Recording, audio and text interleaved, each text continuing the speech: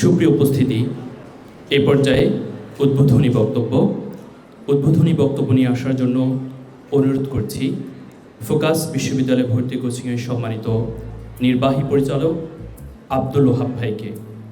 উদ্বোধনী বক্তব্য নিয়ে আসছেন আব্দুল ওহাব ভাই, নির্বাহী পরিচালক, ফোকাস বিশ্ববিদ্যালয় ভর্তি কোচিং। প্রিয় শিক্ষার্থীবৃন্দ, তোমরা একটি নতুন জগতে প্রবেশ করেছো।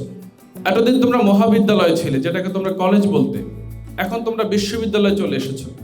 তাহলে তোমরা বুঝতেই পারছো, শব্দের পরিবর্তন হয়েছে, স্থানের পরিবর্তন হয়েছে, সময়ের পরিবর্তন হয়েছে, ফলে তোমার দায়িত্ববোধ বেড়ে গিয়েছে। একজন রিক্সা চালক যখন দুজন যাত্রী নিয়ে যায়, তখন তার দায়িত্ব অনেক কম থাকে, কারণ তার কাছে মাত্র দুজন যাত্রী আছে। একজন বাস ড্রাইভার যখন 50 জন যাত্রী নিয়ে যায়, তখন তার দায়িত্ব অনেক বেড়ে যায়, তার কাছে 50 জন যাত্রী আছে। একজন লঞ্চ ড্রাইভার যখন বিশাল একটা লঞ্চ নিয়ে যাত্রা শুরু করে, তখন তার দায়িত্ব আরো বেড়ে যায়, লঞ্চে অন্তত 2 থেকে 3 হাজার মানুষ আছে। একজন বিমান যে পাইলট, তিনি যখন বিমানে করে মানুষকে এক দেশ থেকে অন্য দেশে নিয়ে যায়, তখন তার দায়িত্ব আরো বেড়ে যায়, কারণ ইচ্ছে মতো সে ল্যান্ড করার সুযোগ নেই, থামানোর সুযোগ নেই।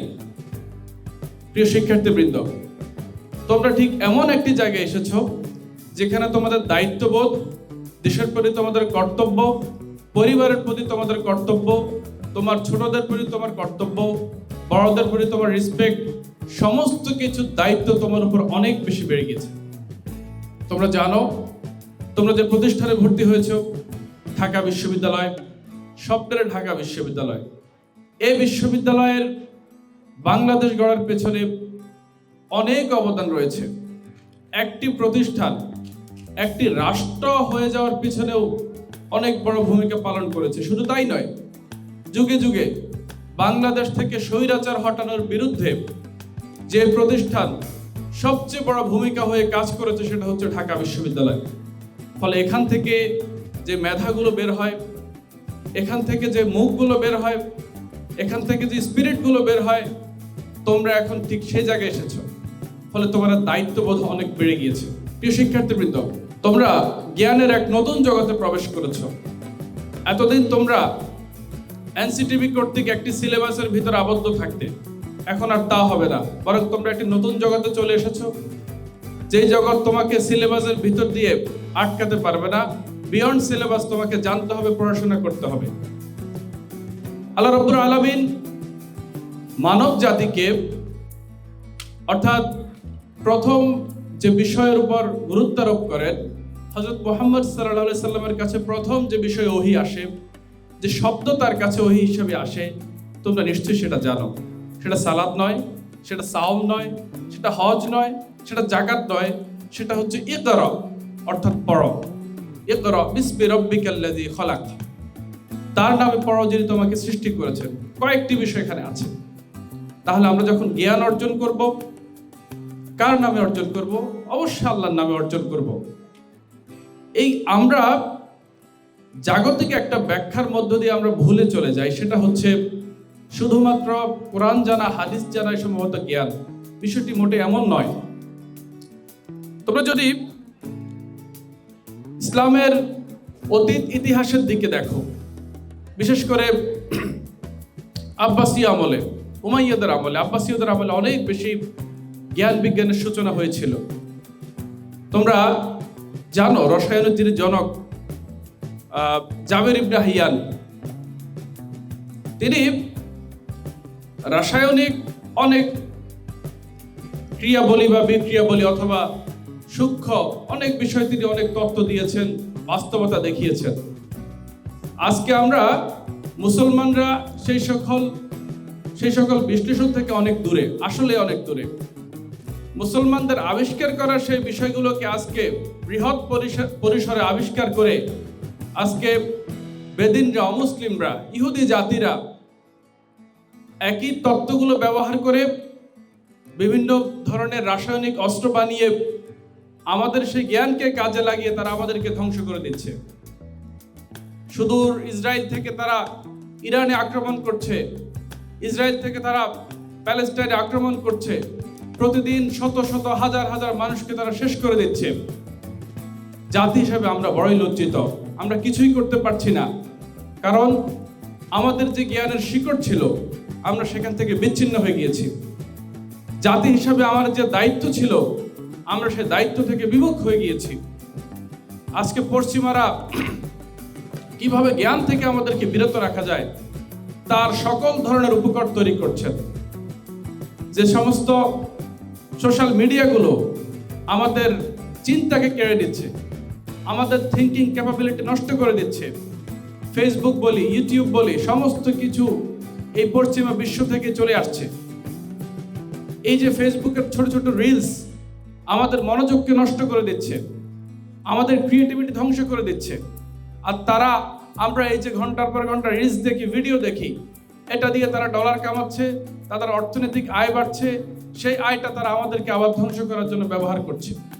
প্রিয় শিক্ষার্থীবৃন্দ, আমার মধ্য কথা হচ্ছে আমরা জ্ঞান থেকে হারিয়ে যাচ্ছি, আমরা জানা থেকে হারিয়ে যাচ্ছি এবং এই জানার প্রয়োগ থেকে হারিয়ে যাচ্ছি। তোমরা আজকে বিভিন্ন বিভাগে ভর্তি হয়েছ, তোমাদের প্রতি আমার আহ্বান থাকবে এই কথা মোটেও ভাববে না এর সাথে দিনের কোনো সম্পর্ক নাই, এর সাথে ধর্মের কোনো সম্পর্ক নাই, এর সাথে জীবন ব্যবস্থার কোনো সম্পর্ক নাই। বরং তুমি যে ডিসিপ্লিনে পড়াশোনা করবে, তুমি যে জ্ঞান অর্জন করবে, তুমি যেই চিন্তা অর্জন করবে, এই সমস্ত কিছুর সাথে স্রষ্টার অনেক বেশি সম্পর্ক রয়েছে। তুমি যদি নাস্তিকতার বিষয়ে পড়াশোনা করো, তুমি সেখানে স্রষ্টার অস্তিত্ব খুঁজে পাবে। তুমি যাই পড়ো না কেন স্রষ্টার অস্তিত্ব খুঁজে পাবে। সুতরাং তোমার এই জ্ঞান যেন তোমাকে স্রষ্টা থেকে দূরে সরে না দেয়, তোমার এই জ্ঞান যেন তোমাকে স্রষ্টা থেকে দূরে সরিয়ে না দেয়। তোমার এই জ্ঞান যেন তোমার জাতির কাজে লাগে, তোমার দেশের কাজে লাগে, তোমার দেশপ্রেমের কাজে লাগে।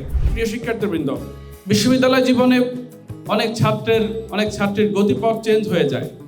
যে উদ্দেশ্যে এখানে আসে তার সেই উদ্দেশ্যে ফাটল ধরে, যে টার্গেট নিয়ে সে এখানে আসে সেই টার্গেট থেকে সে বিচ্ছিন্ন হয়ে যায়, যে চিন্তা নিয়ে সে এখানে আসে সে চিন্তা থেকে সে দূরে চলে যায়। এটি কেন হয়? আমরা একটি প্রবাদ জানি, সঙ্গ দোষে লোহা ভাসে। ফলে তুমি এখানে কাকে সঙ্গী বানাচ্ছ, কাকে বন্ধু বানাচ্ছ, এটা খুবই প্রয়োজনীয়।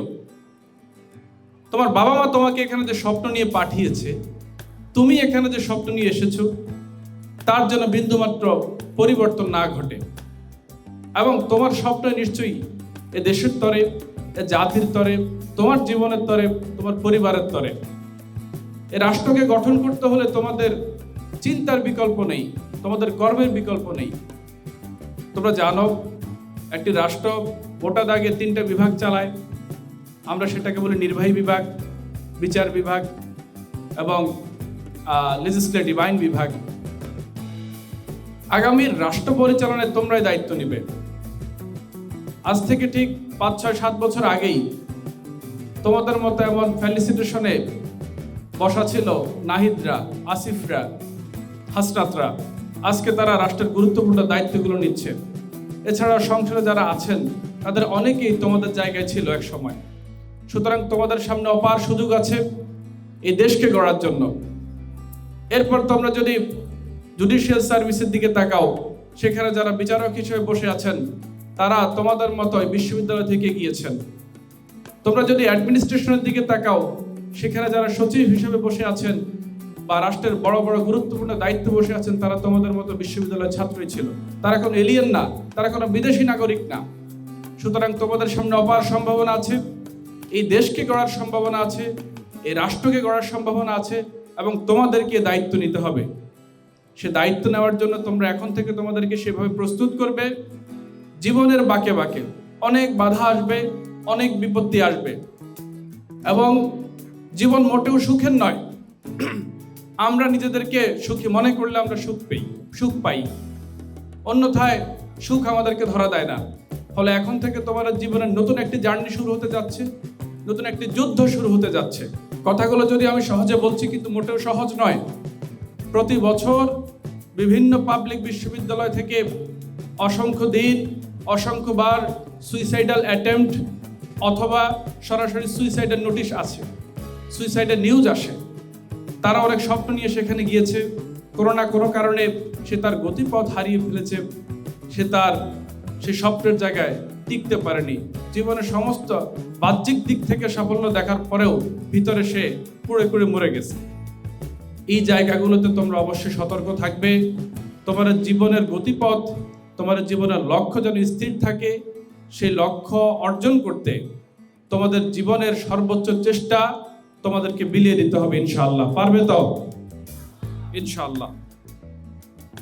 প্রিয় শিক্ষার্থীবৃন্দ, তোমাদের এই নতুন পথ চলায় ফোকাস তোমাদের সঙ্গী হতে পেরে ফোকাস পরিবার নিজেদেরকে গর্বিত মনে করছে।